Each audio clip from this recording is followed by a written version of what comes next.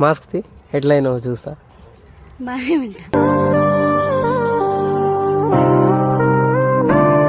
ఇంత తెల్లగా అవుతున్నావు. దా కూర్చో, ఇగో నీకోసమే రెడీ చేసి పెట్టా. కూర్చో. చెప్పు, ఎందుకు కలుస్తాను? ఏమో కలవాలనిపించింది.